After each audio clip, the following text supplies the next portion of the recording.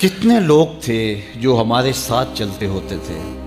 آپ ذرا اپنے ذہن پہ زور دیں۔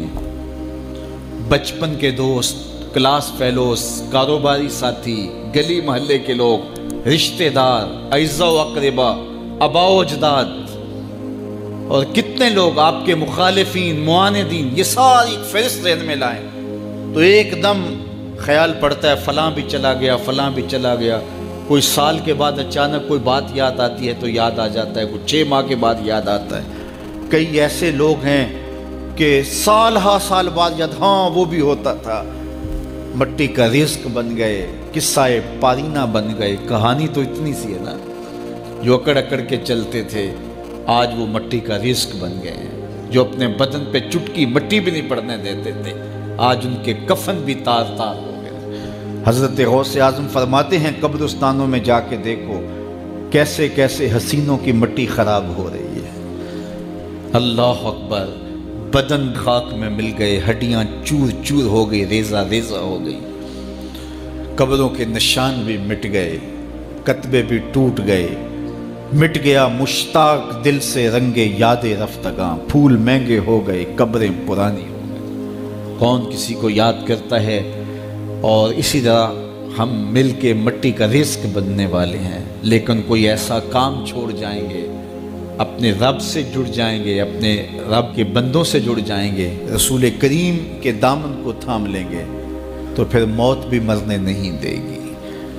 پھر سرخرو اور سر بلند ہوں گے، پھر عزتوں کے تاج سروں پہ رکھے جائیں گے، وقار کی مسند پہ بٹھائے جائیں گے۔ فقیر نام تنا دا باؤ، قبر جنہ دی جیوے ہو۔ پھر قبروں پہ بھی چراغاں ہوگا جب ہم ان سے جڑ جائیں گے۔ تو یہ مختصر زندگی کی تمام تر لطافتوں کے حصول کے ساتھ گزرنی چاہیے۔ کتنے نوجوان ہیں جنہوں نے اپنی توبہ کو مؤخر کیا تھا بڑھاپے کے لیے، اور آج قبرستانوں میں دفن ہیں۔ آپ جا کے قبرستانوں میں دیکھیں، وہ سوچتے تھے کہ ابھی تو جوانی ہے، جوانی سے لطف اندوز ہو لیں، بڑھاپے میں توبہ کر لیں گے، لیکن بڑھاپا نہیں آیا، موت آ گئی۔ موت تو برحق ہے، یہ تو آ کے رہنی ہے، لیکن بڑھاپا لازمی نہیں ہے کہ ضروری آئے۔ حضرت امام غزالی نے ایک بڑی خوبصورت بات لکھی، فرماتے ہیں معاشرے میں نظر دوڑا کے دیکھو، زیادہ بچے ہیں، زیادہ جوان ہیں یا زیادہ بوڑھے ہیں؟ تو کہا آپ کو بچے زیادہ ملیں گے۔ ہر گھر میں دیکھ لیجئے، بچے زیادہ ہوں گے، جوان ان سے کم ہوں گے، بوڑھے ان سے کم ہوں گے۔ تو اگر بوڑھے تھوڑے ہیں، جوان زیادہ ہیں، تو غزالی فرماتے ہیں پھر بات سیدھی سیدھی ہے، بڑھاپے تک کوئی کوئی پہنچتا ہے، زیادہ جوانی میں چلے جاتے ہیں۔ اور کہا کہ اگر جوانوں سے بچے بھی زیادہ ہیں تو پھر اس کا مطلب بھی سیدھا سیدھا ہے کہ جوانی تک سارے نہیں پہنچتے، بہت بچپن میں چلے جاتے ہیں۔ غرہ کس پہ، ناز کس پہ، غرور کس پہ، تکبر کس پہ؟ تو یہ مختصر زندگی جو اللہ کی امانت ہے، اس کو اللہ کے نام پہ گزارو۔ جو بیت گئی وہ بیت گئی، وہ تو منہا ہو گئی زندگی سے۔ وہ مجھے رات سے کچھ لوگ میسج بھیج رہے ہیں، آپ کا پیدائش کا دن ہے، مبارک ہو، اللہ سب کو جزا دے۔ لیکن میں آج اپنی چھوٹی بیٹی کو بھی کہہ رہا تھا، وہ مجھے بولی کہ ابو آپ کو مبارک ہو۔ تو میں نے کہا کہ آپ ہاتھ اٹھا کے اللہ کی بارگاہ میں دعا کرو کہ اللہ آپ کے باپ کے 46 سال کے گناہ معاف کر دے۔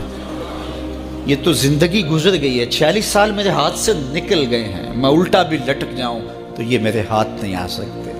اگر میں نے اچھے گزارے ہیں تو مجھے مبارک ہو، اگر قبول ہو گئے ہیں، اور اگر اچھے نہیں گزرے تو مجھے توبہ کرنی چاہیے، زندگی کی کوتاہیوں سے توبہ کرنی چاہیے۔ ہم سمجھتے ہیں ہم بڑے ہو رہے ہیں، حقیقت میں ہم چھوٹے ہو رہے ہیں۔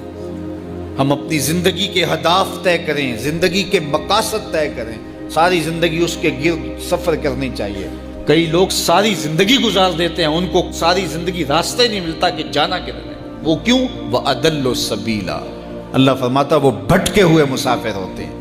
اللہ سے راستہ مانگو، آہستہ چلو، لیکن منزل کا تعین کر کے بڑھو، بڑھتے رہو، منزل تمہارا استقبال کرے گی۔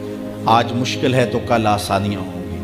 تو یہ زندگی تیزی کے ساتھ کٹ رہی ہے، لمحہ لمحہ میں اور آپ موت کے قریب ہو رہے ہیں۔ قبل اس سے کہ وہ وقت آئے کوئی حجت باقی نہ رہے، مجھے اور آپ کو اپنی آخرت کی تیاری کی کوشش کرنی چاہیے۔